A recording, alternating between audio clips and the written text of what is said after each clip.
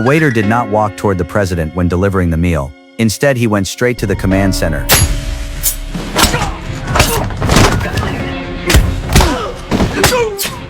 In just 2 minutes, the assassin eliminated all the technicians on board the aircraft. Then, he took a USB drive from one of the bodies and plugged it into the computer. In an instant, the radar signals of Air Force One were fully exposed. Nearby enemy aircraft immediately received the coordinates. They quickly turned their noses around and flew in at full speed. At this moment, the two leaders inside the plane still had no idea that the assassin was closing in. It was not until they heard the roaring sound outside the window that they realized they had already been targeted. Seeing this, security personnel rushed into the cockpit and ordered the enemy aircraft through the radio to leave immediately. Oh shit. But the enemy did not comply. Instead, they even opened the aircraft bay. The plane was instantly blown open with a huge hole. Fortunately, the two leaders had extraordinary strength, so they were not sucked out by the violent wind. But soon after, the second wave of explosions followed.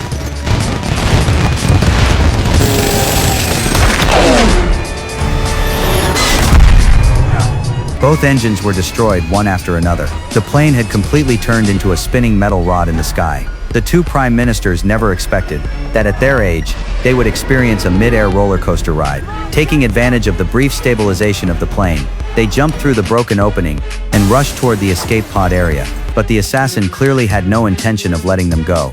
He reached the parachutes first and casually set fire to them, burning the remaining parachutes. By the time they arrived stumbling and crawling, the assassin had already opened the hatch and escaped calmly.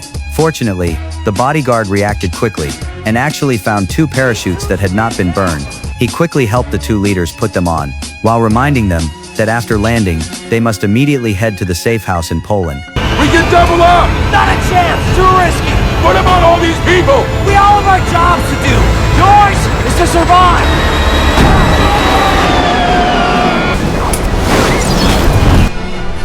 The British Prime Minister was after all a former soldier, and landed in a very graceful posture, even using puddles to steady himself. In contrast, Senna completely lost control of his speed and direction, and crashed headfirst into a dense forest, like a rag doll.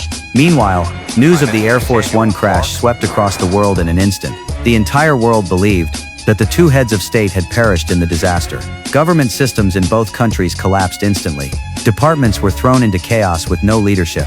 Officials scrambled to seize power in panic, and civilians flooded into the streets. However, reality was far more surreal than the news. At that moment, Senna and Sam were staring at each other in disbelief, looking at the burning wreckage of the plane in the distance, still releasing thick black smoke. Faced with a shared life-threatening situation, their goal became surprisingly the same: find out who was behind it